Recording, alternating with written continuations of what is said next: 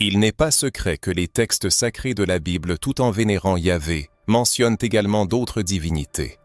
Ce sujet, capable de déchaîner des passions, nous révèle une image bien plus complexe des croyances religieuses de l'Antiquité que ce qui est communément admis. Et si l'ascension de Yahvé au statut de Dieu unique avait été accompagnée d'une série de confrontations épiques avec d'autres entités spirituelles? Préparez-vous à reconsidérer vos conceptions habituelles de l'histoire biblique. Nous allons plonger dans les profondeurs inexplorées des Saintes Écritures, dévoilant des mystères rarement discutés lors des cours de catéchisme ou des sermons traditionnels. L'Ancien Testament, en particulier, détient les clés de la compréhension d'un contexte religieux où l'idée de monothéisme n'était pas aussi univoque que nous avons l'habitude de le penser. Rappelons le psaume 82, où Yahvé apparaît comme juge des autres dieux, ou les mentions de divinités vaincues lors des plaies d'Égypte. Ces passages suggèrent l'existence d'un récit plus vaste et plus énigmatique, caché derrière la foi monothéiste. Pourquoi ces détails restent-ils dans l'ombre? Pourquoi ces passages sont-ils souvent ignorés? C'est précisément ce que notre étude va aborder. Soyez assurés qu'à la fin de ce voyage, votre perception de Dieu, de la Bible et de l'histoire de la foi aura subi des changements radicaux. Imaginez que l'histoire de l'humanité n'est pas seulement une chronique de guerres et de conquêtes, mais aussi une arène de bataille de forces invisibles, où les divinités luttent pour la domination. Yahvé, le Dieu d'Israël, est aujourd'hui vénéré comme le seul vrai Dieu. Mais en a-t-il toujours été ainsi? Existe-t-il des preuves, tant dans la Bible qu'en dehors, indiquant que Yahvé a dû prouver sa supériorité sur d'autres dieux? Cette idée peut sembler hérétique, mais les données historiques, archéologiques et bibliques nous incitent à la réflexion. Notre recherche vous guidera sur un chemin de découverte des origines du panthéon cananéen, où Yahvé était mentionné aux côtés d'autres dieux, aux guerres décrites dans les Écritures qui avaient un caractère non seulement physique mais aussi spirituel. Nous examinerons des passages peu connus, des textes apocryphes, des études scientifiques et des découvertes archéologiques qui éclairent une époque où le culte de multiples dieux coexistait avec la vénération de Yahvé. Nous verrons également comment cette guerre divine a pu influencer la transformation de l'énothéisme, c'est-à-dire le culte d'un Dieu principal, vers le monothéisme que nous connaissons aujourd'hui. Préparez-vous à remettre en question les idées établies sur l'histoire de Dieu et ses relations avec d'autres divinités. Yahvé a-t-il vraiment détruit d'autres dieux? Ou s'agit-il d'une métaphore symbolisant sa supériorité spirituelle et morale? La Bible contient des symboles et des messages cachés qui, interprétés dans le contexte de l'histoire ancienne, nous révèlent une image complètement différente de celle qui apparaît en surface. Si vous vous êtes déjà demandé pourquoi la Bible mentionne des dieux au pluriel ou ce qui se cache derrière le silence des traditions religieuses sur cette question, vous êtes au bon endroit. Au cours de notre récit, nous lèverons le voile sur des mystères et analyserons minutieusement des événements passés capables d'ébranler les idées reçues.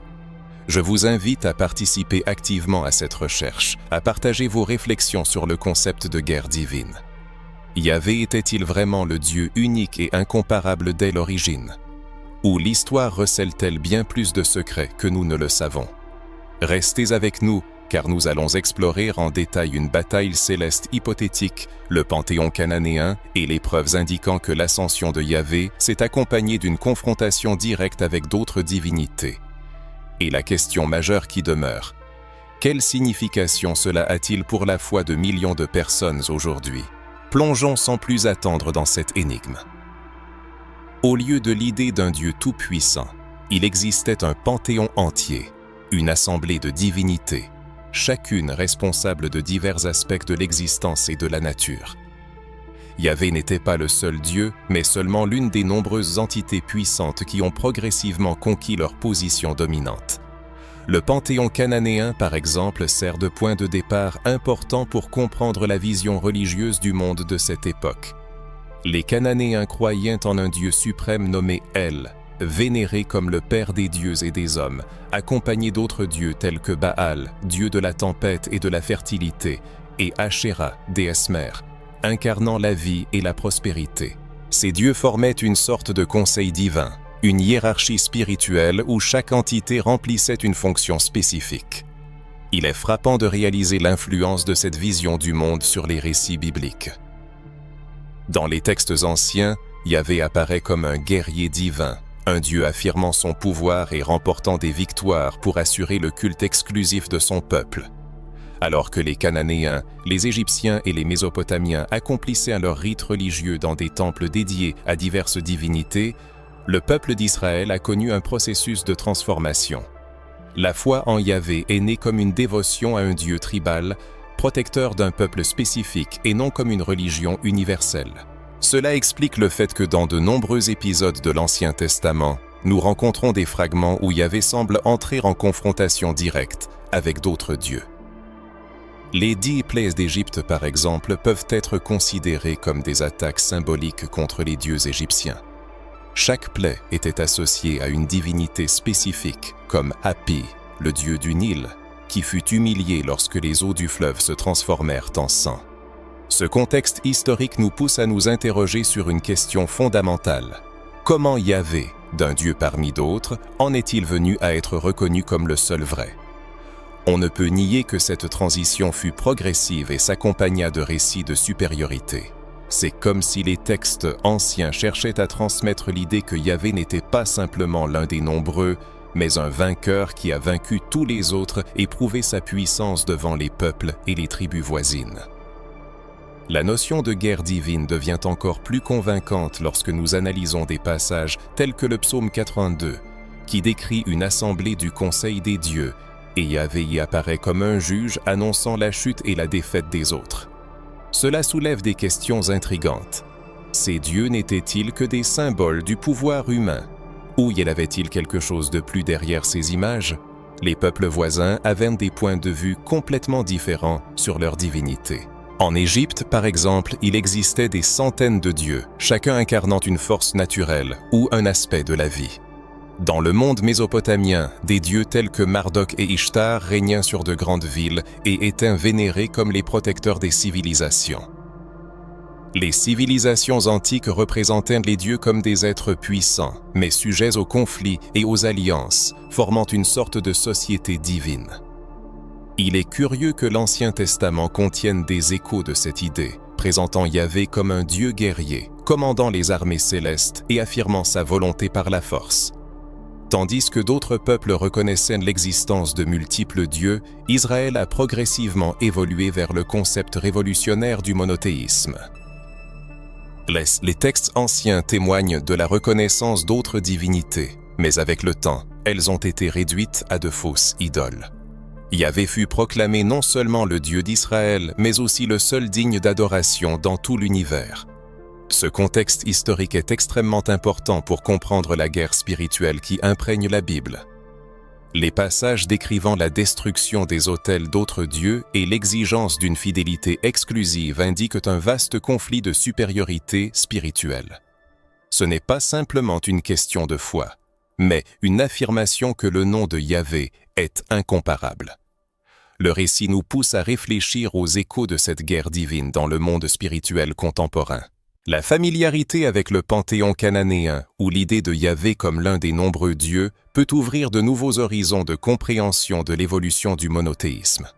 Les récits et passages bibliques révèlent à des aspects cachés de cette guerre spirituelle qui passent souvent inaperçus. Le panthéon cananéen représente un univers fascinant, capable de transformer notre perception de l'histoire biblique. À cette époque où l'idée d'un Dieu unique n'existait pas encore, chaque ville et chaque peuple avaient leur propre Dieu, perçus comme des entités réelles dotées de pouvoir et de personnalités spécifiques. À la tête du panthéon cananéen se trouvait El, le Dieu Père, créateur de tout et chef du conseil divin. À ses côtés se trouvait Baal, Dieu de la tempête, de la fertilité et de la guerre. Ashéra, déesse mère, associée à la vie et à la prospérité, Anat, déesse de la guerre et de la vengeance, et Astarté, déesse de l'amour et de la fertilité. Ces divinités formaient une sorte de famille divine, interagissant dans des histoires pleines de conflits et d'alliances, C'est dans ce contexte spirituel complexe que Yahvé est mentionné pour la première fois. Dans l'Antiquité, la perception de Yahvé différait considérablement de la compréhension moderne. Au début de son histoire, Yahvé n'était pas perçu comme un Dieu tout-puissant et unique, mais plutôt comme faisant partie d'un vaste panthéon, comme un guerrier divin cherchant à affirmer sa puissance et son influence. Certains chercheurs suggèrent que Yahvé aurait pu émerger comme un dieu du désert, maître des tempêtes et du feu, une divinité guerrière accompagnant les tribus nomades. Progressivement, son autorité a grandi jusqu'à ce qu'il devienne le Dieu suprême d'Israël. Cependant, ce processus d'élévation s'est accompagné d'une confrontation avec d'autres divinités. Les textes bibliques témoignent d'une lutte constante de Yahvé avec Baal, ce qui indique une volonté d'éliminer les rivaux capables d'ébranler la fidélité de son peuple. Baal, vénéré par les Cananéens, était considéré comme l'un des dieux les plus puissants, capable de donner la pluie et de riches récoltes, mais aussi inspirant la peur en tant que dieu guerrier. Les récits bibliques reflètent une confrontation spirituelle entre Yahvé et Baal, soulignant la lutte pour le pouvoir non seulement dans la sphère spirituelle, mais aussi dans le cœur des Israélites, qui succombaient souvent à la tentation d'adorer d'autres dieux. Les prophètes mettaient constamment en garde contre l'idolâtrie, appelant le peuple à revenir à la fidélité envers Yahvé. La question se pose, ces histoires ne reflètent-elles pas un véritable affrontement de forces, une lutte pour l'établissement d'une véritable souveraineté? Un autre nom significatif est Ashéra, la déesse mère, vénérée sur des autels et dans les cultes cananéens. Les découvertes archéologiques témoignent qu'à certaines périodes, même en Israël, il existait des représentations associant Yahvé à Ashéra, comme si elle était son épouse. Cet aspect est souvent passé sous silence dans les traditions religieuses, mais les preuves anciennes continuent de susciter l'intérêt. La suggestion d'un lien entre Yahvé et Ashéra laisse penser que la foi israélite aurait pu, à un certain moment, subir un syncrétisme, un mélange du culte de Yahvé avec les pratiques d'autres cultes. Ce fait soulève une question importante. L'image moderne de Dieu ne s'est-elle pas formée à la suite d'une série de conflits et de changements survenus tout au long de l'histoire? La lutte spirituelle des dieux est saisissante. L'ordre donné à Israël de détruire les autels et les images d'autres divinités implique que Yahvé non seulement exigeait l'exclusivité, mais cherchait aussi à éradiquer complètement toute manifestation de culte concurrent. Ce n'est pas une simple métaphore, mais le reflet d'un processus historique et spirituel dans lequel Yahvé se manifeste non pas comme l'un des dieux, mais comme un vainqueur établissant sa souveraineté. Rappelons l'épisode du mont Carmel, lorsque le prophète Élie défia les prophètes de Baal pour prouver quel Dieu répondrait par le feu. Yahvé démontre de manière convaincante sa puissance, vainquant Baal devant le peuple. Mais Yahvé devait-il vraiment vaincre d'autres dieux pour devenir le seul? Ou ces batailles étaient-elles un moyen symbolique de montrer au peuple qui était digne d'adoration? Cette question nous pousse à la réflexion alors que nous continuons d'explorer ces anciens mystères. Les énigmes des textes anciens. Les Saintes Écritures, à diverses périodes historiques, semblent insinuer l'existence d'autres divinités, tout en soulignant leur incomparabilité avec Yahvé. En particulier, le psaume 82 dépeint un conseil divin où Yahvé s'élève au-dessus des autres célestes, exerçant sur eux un jugement et affirmant sa souveraineté suprême. Ce fragment souvent négligé est l'écho d'un drame spirituel où la supériorité de Yahvé n'est pas simplement déclarée, mais conquise dans la confrontation. Et voici ce qui est particulièrement remarquable. Tandis que Baal, El et Ashéra remplissaient des fonctions spécifiques dans le panthéon cananéen, Yahvé apparaît comme un Dieu omnipotent, contrôlant les forces de la nature, le climat, les actions militaires et la vie elle-même. Il ne se limite pas à une spécialisation étroite, mais se positionne comme le souverain absolu de tout ce qui existe, le créateur des cieux et de la terre, une position qu'aucune autre divinité n'a revendiquée aussi clairement. C'est l'une des raisons de l'unicité de son culte, car il ne reste plus de place pour d'autres noms lorsque Yahvé se révèle comme une entité toute puissante. La question intéressante est la suivante. Est-il possible que Yahvé ait commencé comme l'un des nombreux dieux et qu'au cours de l'histoire, il ait progressivement affirmé sa domination jusqu'à devenir le seul? Si les débats des célestes sont considérés non pas comme un différend entre égaux, mais comme le triomphe du vrai Dieu sur les fausses idoles, alors il faut reconnaître, Yahvé est incomparable. Ce sujet suscite des discussions animées et l'opinion de chacun joue un rôle important dans l'étude approfondie de ces révélations. Nous allons ensuite nous plonger plus profondément dans les textes bibliques qui racontent des batailles spirituelles, révélant des détails qui passent souvent inaperçus. En analysant en profondeur les textes bibliques, on découvre des fragments qui, à première vue, contredisent l'idée d'un monothéisme initial et absolu. L'un de ces passages est le psaume 82, qui invite à des réflexions audacieuses et non conventionnelles. Il présente une scène rappelant une assemblée divine. Le texte dit « Dieu se tient dans l'assemblée des dieux, au milieu des dieux, il rend son jugement. » La question se pose, comment comprendre cela? Les Saintes Écritures décrivent une situation dans laquelle Yahvé apparaît au conseil d'autres divinités, où il n'est pas seulement présent, mais agit également en tant que juge, les réprimandant et proclamant sa souveraineté suprême. C'est comme un théâtre céleste où Yahvé démontre sa puissance, faisant comprendre que malgré la vénération des autres, personne ne peut se comparer à lui. La particularité de ce psaume réside dans le fait qu'il admet la réalité de l'existence d'autres divinités dans l'esprit des peuples anciens. Yahvé ne nie pas leur existence, mais définit leur place comme pour dire « Vous pouvez être vénérés par d'autres peuples, mais devant moi, vous n'êtes rien. » Cette seule représentation réfute l'idée simpliste qu'Israël n'a cru qu'en un seul Dieu dès le début. Au contraire, l'Ancien Testament démontre une évolution, une lutte spirituelle et théologique pour l'affirmation de Yahvé, comme le seul digne d'être appelé Seigneur. Pourquoi Dieu jugerait-il d'autres dieux s'ils n'étaient que de vaines fictions? Cette question conduit à la compréhension de la multiplicité des couches du texte biblique et à la possibilité de messages plus profonds et symboliques qu'il reste encore à déchiffrer. Un passage de l'Exode 12:12 mérite une attention particulière, où, lors de la description des plaies d'Égypte, Yahvé déclare son intention d'exercer un jugement sur tous les dieux d'Égypte. Il est notable que cette formulation précise soit utilisée. Les plaies ne représentaient pas seulement une punition physique pour les Égyptiens, mais aussi une démonstration évidente de supériorité sur leur divinité. Chaque plaie symbolisait une attaque spirituelle, confirmant que Yahvé non seulement gouverne la création, mais surpasse toute entité prétendant rivaliser avec lui. La transformation du Nil en sang est un signe qu'Hapi, le dieu du fleuve, est impuissant face à la puissance de Yahvé.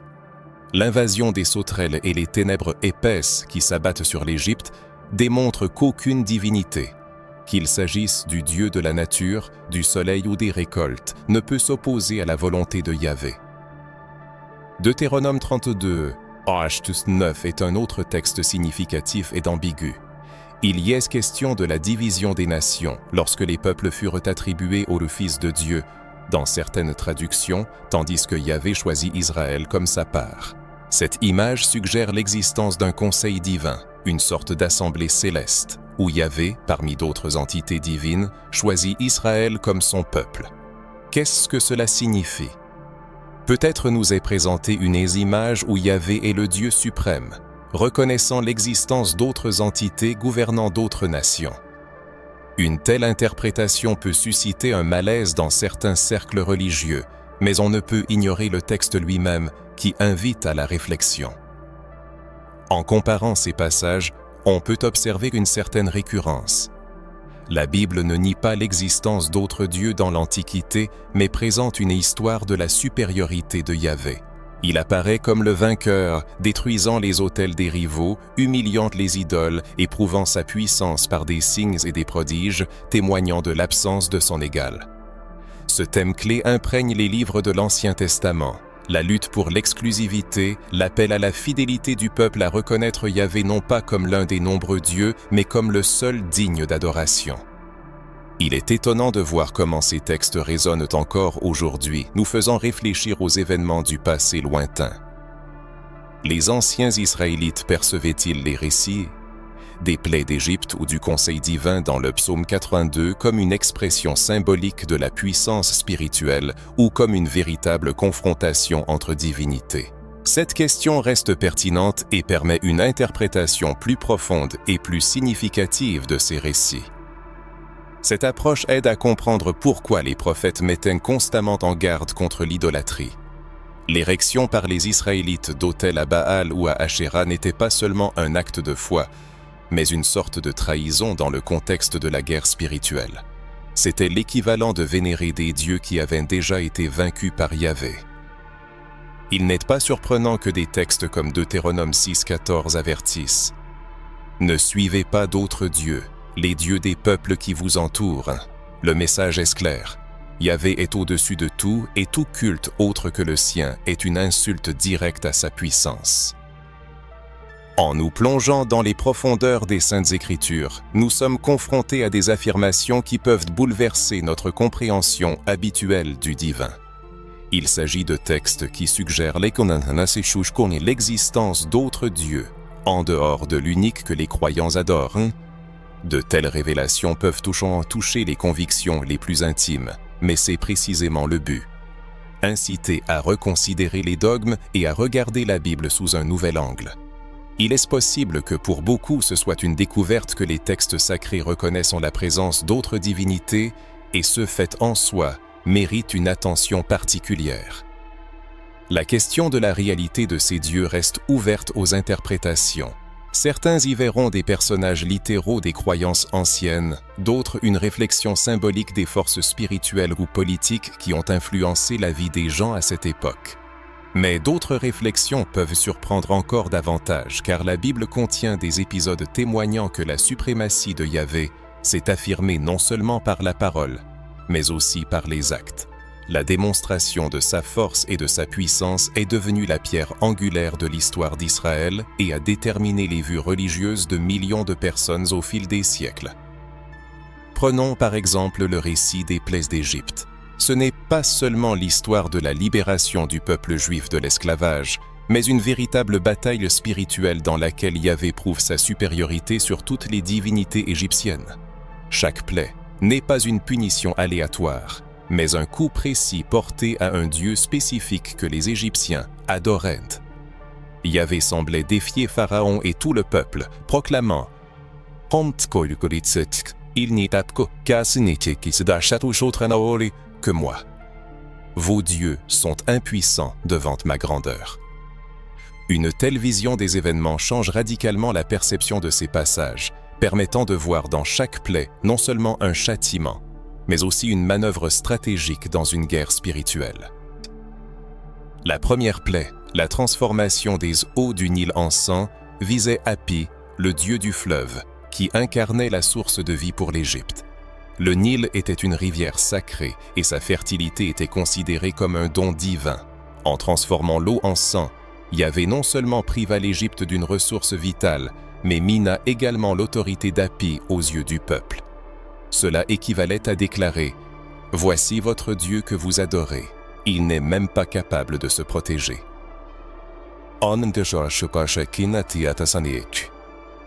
Peu après, les grenouilles apparurent, symbolisant la déesse Eket, protectrice de la fertilité et de la naissance. Au lieu d'un signe de vie attendu, l'invasion des grenouilles apporta chaos et destruction, montrant que même la déesse de la fertilité était impuissante à arrêter ce fléau. Chaque plaie subséquente portait un coup à une divinité spécifique. La transformation de la poussière terrestre en poux fut un défi à Geb, le dieu de la terre.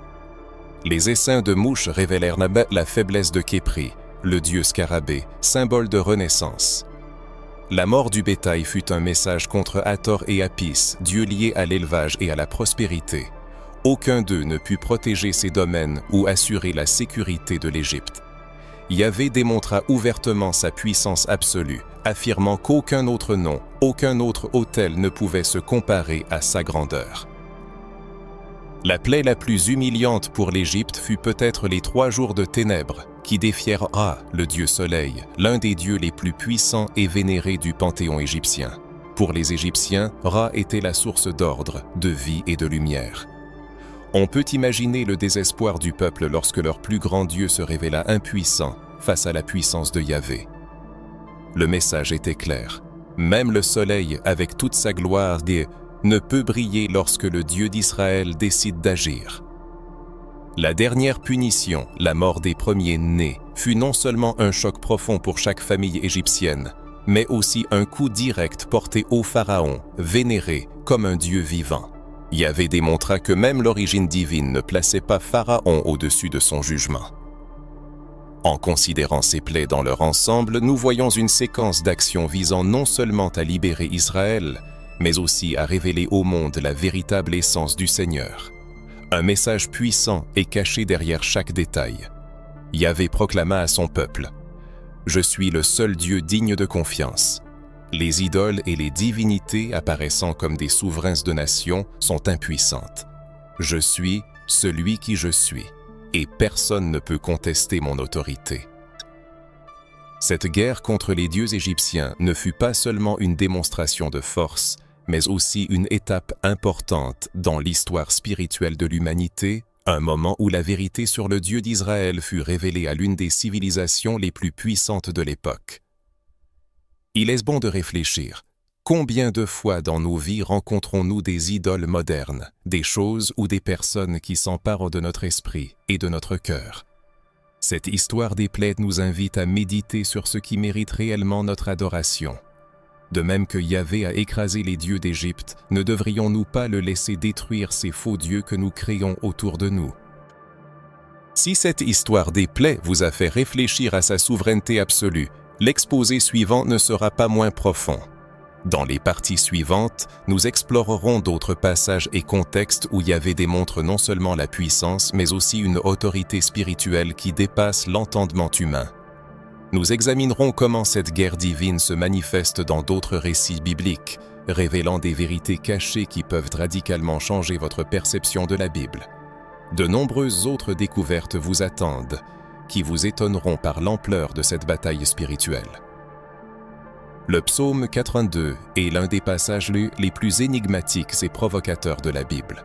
Il présente un scénario qui défie la compréhension traditionnelle de la spiritualité et l'idée d'un Dieu unique et absolu. Dès le premier verset, nous lisons « Dieu se tient dans l'assemblée divine. Au milieu des dieux, il rend son jugement. » Cette phrase pousse le lecteur attentif à s'arrêter et à se demander « Que signifie « au milieu des dieux » ? Qui sont ces dieux? Qu'est-ce que l'assemblée divine? Sommes-nous face à une sorte de conseil céleste où Yahvé, le Dieu d'Israël, agit comme le chef suprême, jugeant d'autres divinités? Cette image est très forte et ouvre la porte à de nombreuses interprétations rarement discutées ouvertement dans les églises et les cercles religieux conservateurs. Plus loin dans le psaume 82, Yahvé réprimande ces entités, disant « Jusqu'à quand jugerez-vous avec injustice ?» Cela implique que ces dieux ou puissants, comme certains préfèrent en traduire, possédaient une certaine autorité, peut-être même sur les nations, mais ne l'utilisaient pas avec justice. Au début du psaume 82, une scène majestueuse se déroule. Yahvé siège dans un conseil divin où il rend justice à d'autres dieux, remettant en question leur règne et leur équité. Puis, Yahvé déclare à haute voix que ces dieux, malgré leur titre divin, sont sujets à la mort, comme de simples mortels, soulignant ainsi sa position suprême. Ce défi résonne comme un coup de tonnerre, ne laissant aucun doute que même si d'autres entités sont vénérées comme divines, aucune ne peut se comparer à la souveraineté absolue de Yahvé. Il ne se contente pas de diriger une hiérarchie spirituelle, il est la hiérarchie elle-même, et toute existence est soumise à sa volonté. Au fil des siècles, savants et théologiens ont mené des discussions animées sur la signification de ce passage. Certains croient que les dieux mentionnés dans le psaume 82 symbolisent des dirigeants humains, tels que des rois ou des juges, investis du pouvoir de prendre des décisions affectant la vie des gens. Cependant, une telle interprétation ne semble pas entièrement conforme au ton du texte, qui fait allusion à quelque chose de plus grand, dépassant la réalité terrestre. D'autres chercheurs, au contraire, affirment que le psaume fait directement référence à des divinités similaires à celles répandues dans les cultures antiques, comme les cultures cananéennes et mésopotamiennes. Ces êtres spirituels, aussi puissants qu'ils puissent paraître, ne sont que des créatures soumises à la volonté de Yahvé. Il est à noter que l'idée d'un conseil divin n'est pas unique. Elle se retrouve également dans d'autres parties de la Bible. Par exemple, le livre de Job présente une scène où les fils de Dieu se présentent devant le Seigneur et parmi eux se trouve Satan. Cela ressemble à la structure d'une assemblée céleste où Yahvé agit comme le juge suprême et les autres ne sont que des serviteurs ou des subordonnés. Cependant, dans le psaume 82, Yahvé semble juger ces êtres avec une sévérité particulière, comme pour déclarer « Vous avez échoué et êtes indignes de porter le nom de Dieu. » Ce passage provoque également une profonde réflexion sur la transition de l'énothéisme au monothéisme. C'est comme si le texte capturait le moment de l'affirmation de l'autorité de Yahvé sur tous les autres noms qui étaient auparavant adorés. Il semble dire « Il n'y a pas de place pour les autres, je suis le seul ». Cela résonne avec les récits bibliques de guerre divine où Yahvé triompha des dieux d'Égypte, devenant le seul centre d'adoration pour le peuple d'Israël. Une interprétation plus spirituelle de cette scène est que le psaume 82 révèle l'essence de la lutte entre la lumière et les ténèbres, entre la justice divine et les forces cherchant à la déformer. Yahvé, en tant que juge suprême, non seulement condamne ces dieux, mais nous rappelle aussi que le vrai pouvoir ne réside pas dans les titres ou la force apparente, mais dans la droiture, la vérité et la justice. C'est un appel à prêter attention aux idoles modernes qui cherchent à prendre la place de Dieu dans nos vies. Combien de fois faisons-nous confiance à des choses aussi fragiles que ces dieux condamnés par Yahvé? Une compréhension réfléchie de ce passage change notre perception de la relation entre Dieu et les autres êtres spirituels. La Bible semble lever le voile sur une réalité spirituelle bien plus complexe que nous aurions pu l'imaginer, et c'est là que cela devient le plus intéressant. Il devient encore plus captivant de réaliser que la notion de Yahvé en tant que juge suprême des dieux, siégeant dans un conseil céleste et déterminant le véritable souverain, exige une attention particulière aux événements ultérieurs. Dans les récits et les textes bibliques, nous découvrons une confrontation croissante pour la domination spirituelle où Yahvé affirme sans équivoque sa singularité. Ces affrontements nous obligent à nous demander comment les anciennes batailles spirituelles ont influencé la foi moderne et comment le concept d'un Dieu unique et tout-puissant s'est solidement établi. Une étude plus approfondie de ce sujet permettra une appréciation plus profonde de la grandeur et de la puissance de Yahvé. En considérant l'évolution spirituelle d'Israël, il devient clair que le monothéisme n'est pas apparu instantanément comme une doctrine achevée. Ce fut un long processus au cours duquel Yahvé fut reconnu comme le Dieu unique, absolu et incomparable. Ce chemin passa par une étape d'énothéisme. L'énothéisme implique la croyance en un Dieu suprême, supérieur à tous les autres, mais ne nie pas leur existence. Des échos de cette croyance peuvent être trouvés dans les textes anciens de l'Ancien Testament. Les Israélites reconnaissaient les dieux des peuples voisins, mais étaient obligés d'adorer seulement Yahvé, démontrant une dévotion exclusive. Ce n'était pas encore du monothéisme pur, mais une adhésion ferme à un Dieu unique, exigeant la suprématie sur tous les autres. La transition de l'énothéisme au monothéisme est inextricablement liée à l'histoire du peuple juif. Imaginez vivre entouré de cultures avec diverses divinités, de magnifiques temples, de rituels et de traditions. Égyptiens, Babyloniens, Assyriens, Cananéens. Chaque nation avait son propre panthéon de dieux. Pour de nombreux Israélites, c'était une tentation.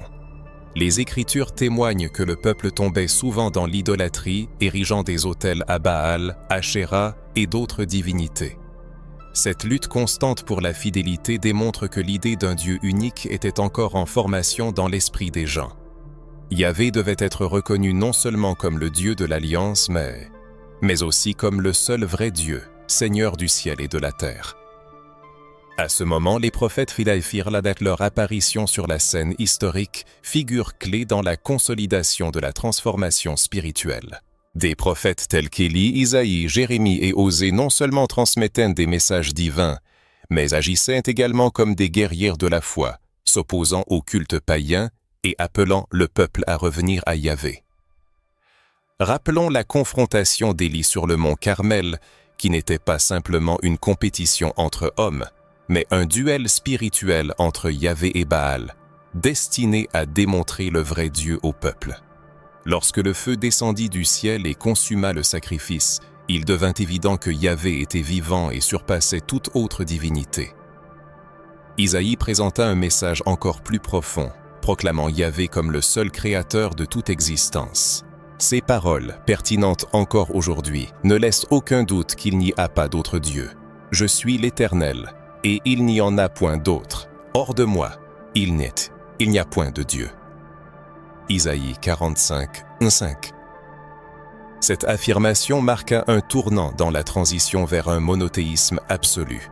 Il ne s'agissait plus de placer Yahvé au-dessus d'autres dieux, mais de reconnaître que les autres dieux n'existent pas, que les idoles ne sont que pierre, bois ou inventions humaines. Ce message puissant, répété par les prophètes au fil des siècles, façonna la pensée d'Israël et élimina progressivement la place pour d'autres divinités. L'établissement du monothéisme en Israël fut un processus long et complexe, marqué par des crises spirituelles, des révélations prophétiques et une lutte inébranlable pour la fidélité au Dieu unique. Initialement, les croyances religieuses des Israélites correspondaient davantage à l'énothéisme, reconnaissant l'existence de multiples divinités tout en mettant en lumière Yahvé comme le patron suprême de leur peuple. Cependant, le chemin vers le monothéisme fut ardu. Le peuple juif connut à plusieurs reprises des périodes de profondes hésitations spirituelles. L'idolâtrie s'entremêlait souvent avec les alliances politiques et les liens matrimoniaux avec des étrangers, entraînant la pénétration de rituels et de cultes étrangers. Pendant les périodes d'exil, en particulier lors de la captivité babylonienne, la foi en Yahvé fut sévèrement mise à l'épreuve. Loin de la terre promise, privés du temple et des sacrifices, les gens commencèrent à réfléchir profondément à la nature de Dieu. De nombreux chercheurs pensent que c'est pendant cette période que le concept d'un Dieu unique, créateur de l'univers et seigneur de toutes les nations, se solidifia finalement. Yahvé cessa d'être simplement le Dieu d'Israël, il devint le seul vrai Dieu. Le rôle inestimable dans ce processus appartint aux prophètes.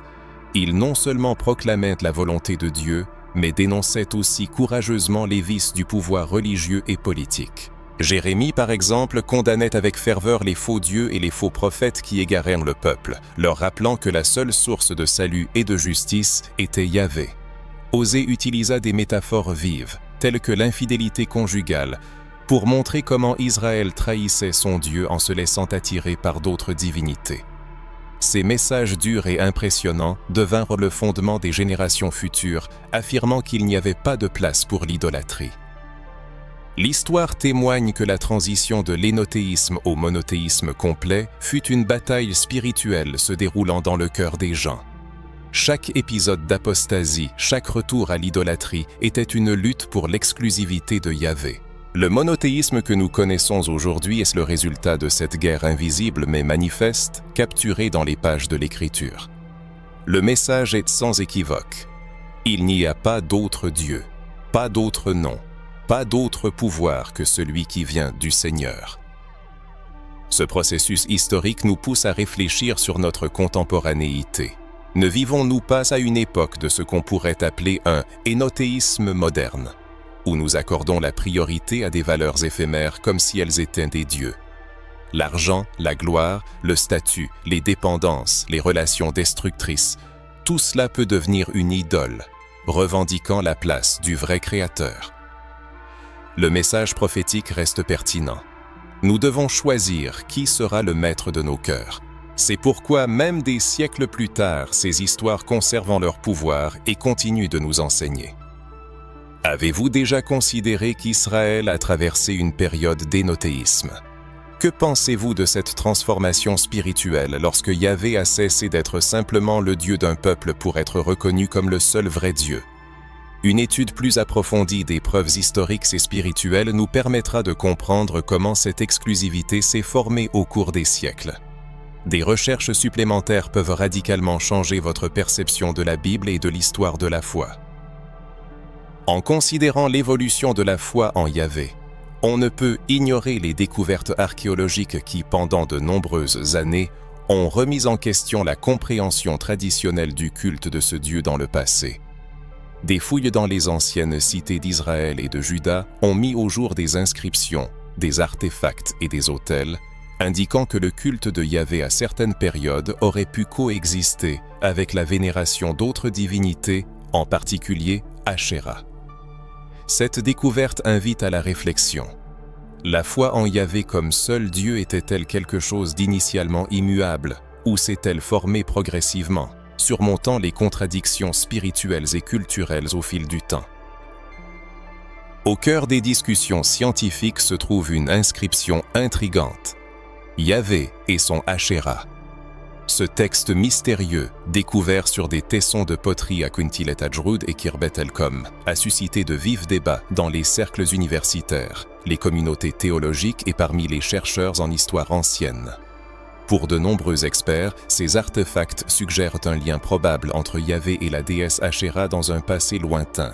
Dans certaines croyances cananéennes, Asherah était vénérée comme la génitrice des dieux, symbolisant la fertilité et la force vitale. Ce concept contredit la vision du monde monothéiste établi. Cependant, l'existence de telles inscriptions, laissées par des personnes qui se considéraient comme des adeptes de Yahvé, ne peut être ignorée. Que nous disent ces éléments sur les quêtes spirituelles de cette époque? Peut-être Yahvé, avant de consolider son image de Dieu unique et omnipotent, a-t-il traversé une phase de séparation d'autres cultes? N'est-il pas intéressant de penser que ces découvertes archéologiques nous permettent de reconstituer la chronologie des transformations spirituelles? Alors que les textes bibliques racontaient la lutte des prophètes contre l'idolâtrie, les preuves matérielles confirment la réalité de cette lutte qui a laissé sa trace dans l'histoire. Des autels dédiés à la fois à Yahvé et à Asherah, découverts dans des lieux de culte, indiquent que de nombreux Israélites admettaient la possibilité d'une vénération conjointe, ce que les prophètes et les leaders spirituels combattaient avec ferveur. Il suffit de se souvenir des discours enflammés d'Élie ou des avertissements de Jérémie, exhortant inlassablement le peuple à abandonner le mélange des foi. Chaque inscription de ce type peut être considérée comme une preuve que le monothéisme n'est pas apparu instantanément, mais s'est formé à travers des affrontements, des enseignements et souvent l'éradication de pratiques jugées inacceptables. De plus, d'autres artefacts, tels que des statuettes et des idoles trouvées dans les anciennes habitations israélites, indiquent la généralisation du culte domestique. Les familles avaient apparemment leurs propres autels et symboles protecteurs, parmi lesquels de petites figures féminines, peut-être associées à Asherah, étaient souvent trouvées. À cet égard, la question se pose de savoir à quel point il était difficile à cette époque de maintenir un culte pur et exclusif à Yahvé, surtout entouré de cultures voisines avec leurs rituels complexes et spectaculaires. La pression culturelle et religieuse était colossale. Et ce mélange de pratiques témoigne que la transition vers un monothéisme radical exigeait une immense fermeté, une discipline spirituelle et la voix inlassable des prophètes. Avec une vision objective de ces découvertes, il devient clair que l'histoire de la foi en Yahvé est bien plus riche et complexe qu'une simple affirmation. Cela a toujours été ainsi. Elle s'est formée au cours des siècles en opposition aux traditions anciennes. Et chaque inscription ou artefact est une sorte de clé nous permettant de comprendre comment les croyances se sont formées. Il semble que dans chaque fragment de poterie ou de pierre sculptée, on puisse voir la lutte entre une vision du monde polythéiste et la révélation progressive d'un Dieu unique, souverain et absolu. Il est important de souligner que nombre de ces découvertes ne contredisent pas la Bible. Au contraire, elles confirment le récit selon lequel le peuple d'Israël s'est souvent éloigné du vrai culte et avait besoin d'être rappelé. Chaque fois qu'un prophète dénonçait l'idolâtrie, il s'opposait à une pratique réellement existante. Et les inscriptions, Yahvé et son Ashéra, en sont une confirmation matérielle. Cela ajoute un poids supplémentaire à l'argument selon lequel Yahvé non seulement exigeait l'exclusivité, mais aussi, au fil du temps, montrait qu'aucun autre nom ou image ne pouvait se comparer à sa puissance. Les découvertes archéologiques attestant qu'à une certaine période de l'histoire, Yahvé était vénéré aux côtés d'autres divinités, ne réfutent pas, mais soulignent plutôt son caractère unique et sa suprématie. Ce fait ne fait que confirmer que malgré les idées fausses répandues, la vérité a finalement triomphé. La confusion spirituelle régnant dans le monde antique n'a pas pu éclipser la grandeur de Yahvé, qui, en fin de compte, s'est distingué de la multitude de faux dieux. En plus de des inscriptions et des artefacts, il existe d'autres témoignages historiques, tels que d'anciens textes et des gravures sur pierre, où le nom de Yahvé est mentionné dans le contexte de guerre, de victoire et de protection. Ces mentions montrent que même dans un environnement polythéiste, Yahvé était perçu comme un dieu guerrier, intervenant activement dans les événements et protégeant son peuple. C'est pourquoi la destruction des idoles et des autels concurrents était nécessaire pour démontrer l'absence de toute comparaison entre Yahvé et les faux dieux. Ces découvertes historiques nous rappellent que Yahvé s'est toujours élevé au-dessus de tout, même lorsque les gens ont tenté de l'assimiler à des idoles. Une analyse plus approfondie permettra de mieux comprendre comment ces preuves historiques et spirituelles se rapportent au message biblique et ce que cela signifie pour le monde moderne. Il reste à explorer comment Yahvé a occupé une position unique parmi une multitude de faux dieux et comment cette vérité résonne de nos jours. Lorsque l'on aborde les textes apocryphes et exclus de la Bible, on plonge dans un domaine de mystère, d'énigmes et de controverses. Le mot « apocryphe » signifie lui-même « caché » ou « secret ». Secret. Et nombre de ces écrits contiennent des informations qui semblent défier les conceptions traditionnelles. Ces textes évoquent l'existence d'autres dieux, décrivent des conflits spirituels et présentent une vision du monde différente de celle des textes canoniques. Une question légitime se pose. Pourquoi certains livres ont-ils été reconnus comme divinement inspirés, tandis que d'autres ont été rejetés ou censurés? Ces textes ont-ils été exclus en raison de leur incompatibilité avec la théologie émergente, ou contiennent-ils des informations qui pourraient radicalement transformer notre compréhension de l'histoire de la foi? Des exemples notables incluent les livres deutérocanoniques et d'autres écrits anciens, tels que le livre d'Enoch, le livre des Jubilés et l'Apocalypse d'Abraham. Le livre d'Enoch, par exemple, narre l'histoire d'êtres célestes, les veilleurs, qui descendirent sur terre et s'unirent aux humains, engendrant une descendance hybride, les Néphilim. Bien que cette histoire soit évoquée dans la Genèse, chapitre 6, le livre d'Enoch fournit des détails plus approfondis sur le monde spirituel et la guerre cosmique entre les forces divines. Certains érudits pensent que ce livre fut exclu parce que sa vision des anges et des entités spirituelles était jugée dangereuse ou déroutante pour la théologie naissante. Néanmoins, il nous offre des clés importantes pour comprendre comment les cultures anciennes percevaient l'univers spirituel et le rôle de Yahvé parmi d'autres puissances divines. Dans les textes anciens, on peut découvrir des mentions de batailles célestes et d'affrontements entre les forces de la lumière et de l'obscurité. Le livre de Daniel en est un exemple, où sont décrits des princes angéliques se combattant, suggérant une hiérarchie complexe d'êtres spirituels impliqués dans des conflits cosmiques. Ces passages indiquent que Yahvé n'est pas seul dans l'univers, mais fait partie d'un réseau complexe d'interactions et de confrontations. Les manuscrits de la mer Mortée, découverts à Qumran, revêtent un intérêt particulier. Parmi ces textes, on trouve des fragments révélant une vision plus large des batailles spirituelles, avec des mentions des fils de lumière et des fils des ténèbres. Cela renforce l'idée d'un scénario cosmique de grande envergure où Yahvé affronte d'autres entités. Ces idées rejoignent la conception du conseil divin et d'autres dieux mentionnés dans les Écritures. Il est à noter qu'une partie de ces textes pourrait avoir été délibérément cachée, car ils remettaient en question une vision simplifiée et contrôlée de la foi. Les découvertes archéologiques témoignent d'une diversité théologique bien plus grande qu'on ne le pense pour les premiers siècles. En examinant le processus de formation du canon biblique, on peut émettre des théories de manipulation historique. La Bible moderne n'est pas apparue comme un livre unique envoyé du ciel. Elle s'est constituée au fil des siècles, accompagnée de vifs débats sur les textes qui devaient ou non faire partie des Saintes Écritures. Il semble qu'une sorte de filtrage spirituel ait eu lieu, déterminant ce qui devait être lu et ce qui devait tomber dans l'oubli. Au cours de ce processus, certains textes mentionnant ouvertement d'autres dieux ont été exclus, car ils ne correspondaient pas à la conception d'un monothéisme absolu. Cette question soulève de nombreuses réflexions. Il existe également des écrits gnostiques, tels que l'Évangile de Thomas et l'Évangile de Philippe, qui, bien que d'origine plus tardive, offrent des interprétations radicalement différentes du message divin. Ces textes parlent d'une réalité spirituelle transcendant le monde matériel, et certains d'entre eux contiennent des échos de conflits entre divinités mineures et un Dieu suprême.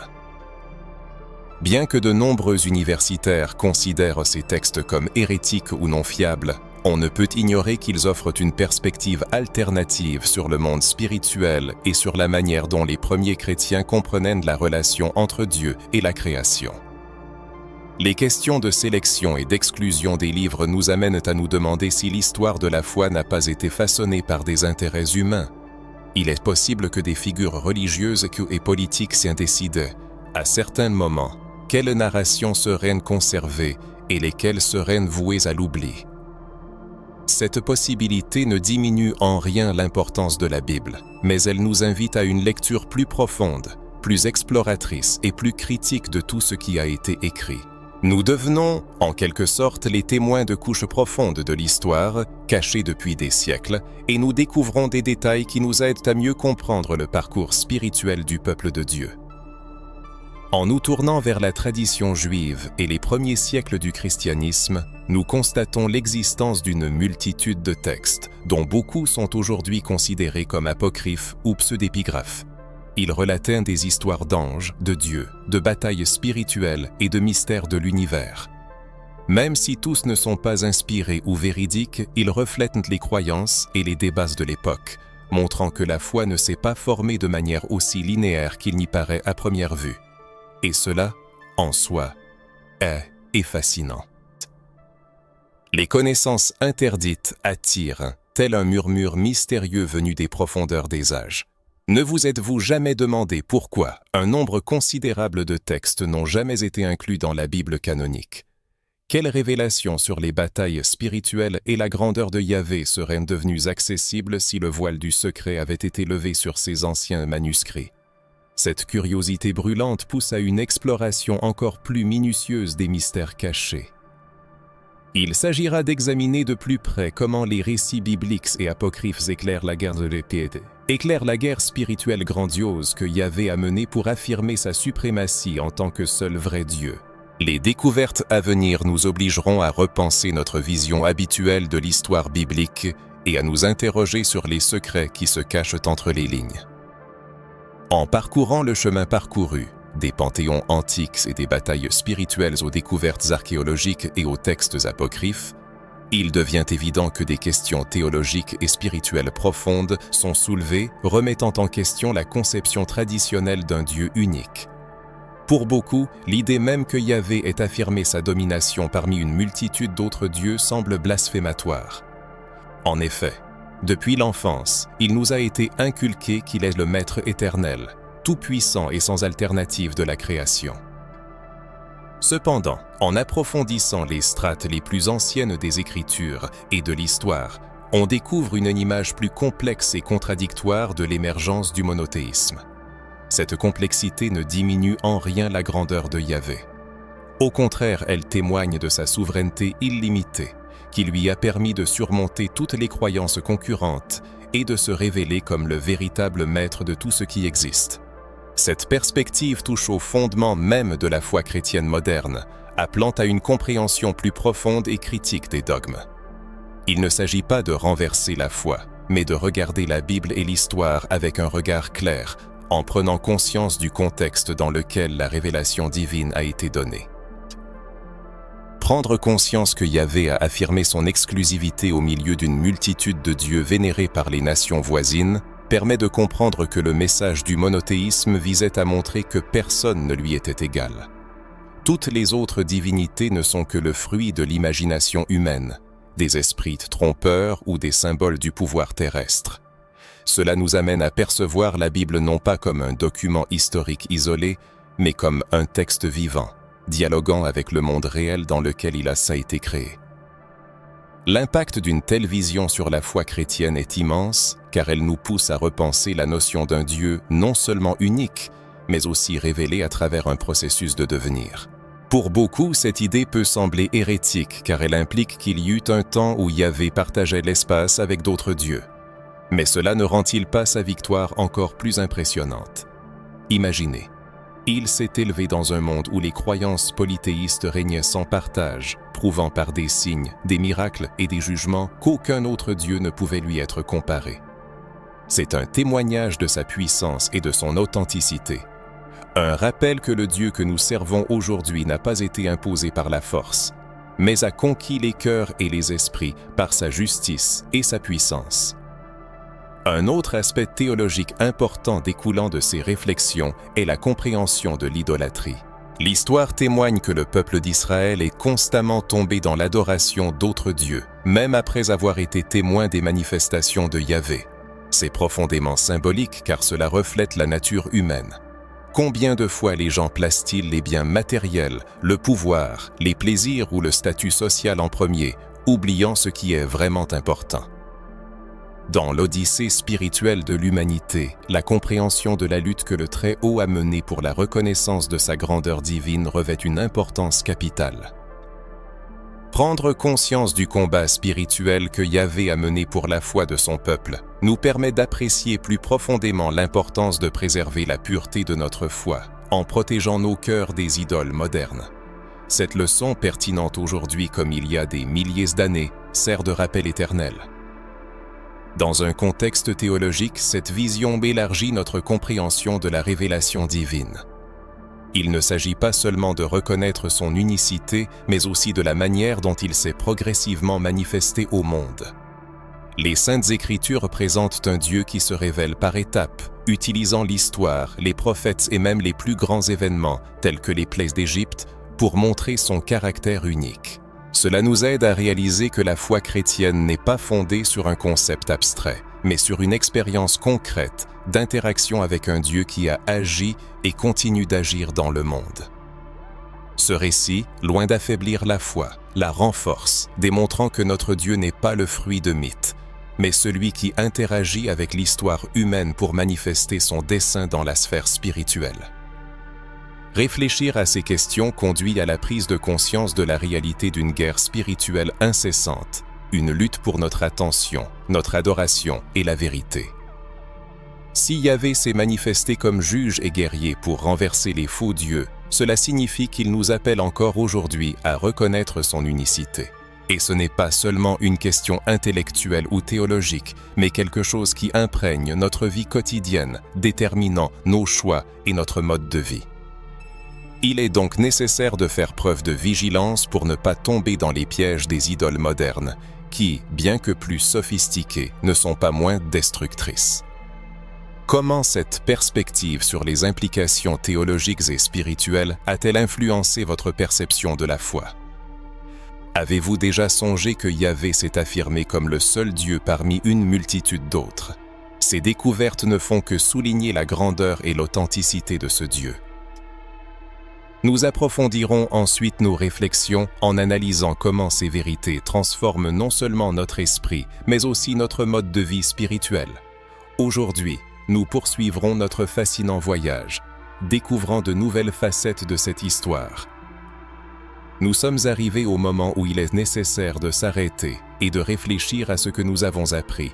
Nous avons parlé des panthéons antiques, des batailles spirituelles, des découvertes archéologiques témoignant d'un passé où Yahvé était vénéré aux côtés d'autres divinités, des textes apocryphes et des profondes implications théologiques qui remettent en question la conception traditionnelle d'un Dieu unique et éternel.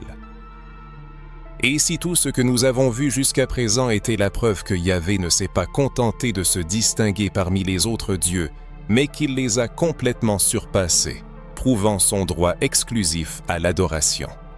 Qu'est-ce que cela signifie pour notre foi aujourd'hui? Lorsque nous réalisons que Yahvé a mené des batailles spirituelles pour affirmer sa souveraineté, cela nous pousse à réfléchir à la force et au but que cela a pour nos vies. S'il a vaincu des dieux que d'autres cultures considéraient comme tout-puissants, que ne peut-il pas faire pour nous, s'il a manifesté sa supériorité devant des nations entières, accomplissant des miracles qui ont ébranlé des empires, n'est-il pas évident qu'il peut aussi vaincre les dieux modernes qui nous asservissent? La peur, le doute, le matérialisme, l'égoïsme et toutes les forces qui nous éloignent de la vérité. Quelles sont les forces qui obscurcissent notre perception de la vérité? Imaginez que le récit biblique serve de rappel constant d'un combat spirituel incessant, dans lequel chacun de nous est appelé à choisir son camp. Combien de fausses idoles ont déjà pénétré les recoins les plus intimes de votre cœur? Combien de fois avons-nous succombé à l'attrait de choses qui promettent pouvoir, plaisir ou sécurité, mais qui finissent par n'être que des mirages illusoires? Se tourner vers l'histoire de Yahvé nous révèle une vérité immuable. Il ne tolère pas de partager son espace avec quoi que ce soit ou qui que ce soit, car en lui seul réside la plénitude et l'authenticité de la vie. C'est peut-être là que réside le grand message, caché derrière l'idée de guerre divine. Yahvé n'est pas simplement l'un des dieux, il est le seul à avoir tenu bon, à avoir prouvé sa force, à ne jamais trahir.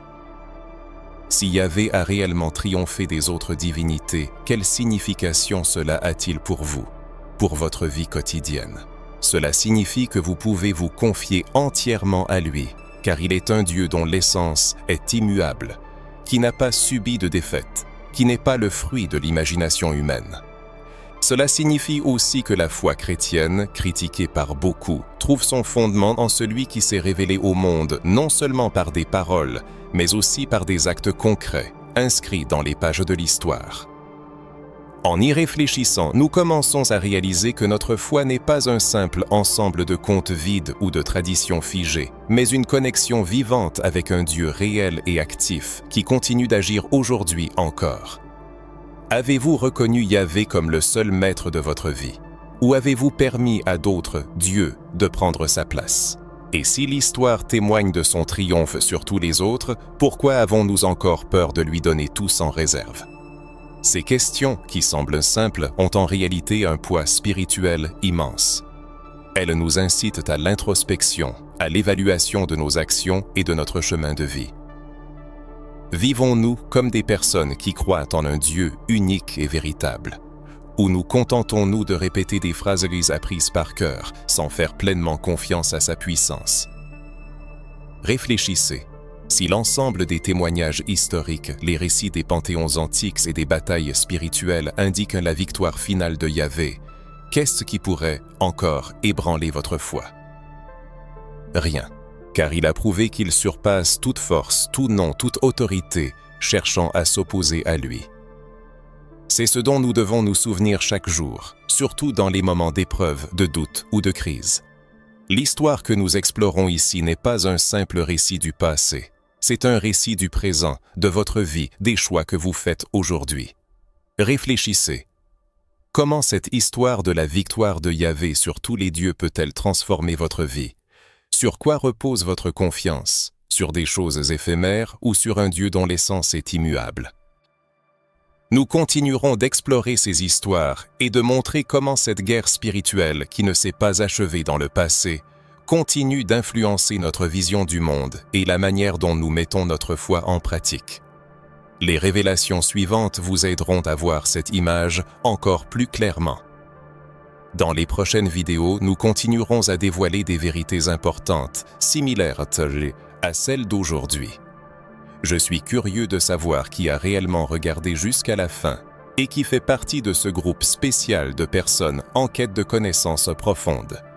Ne partez pas, car le prochain contenu vous attend déjà pour poursuivre cette exploration passionnante.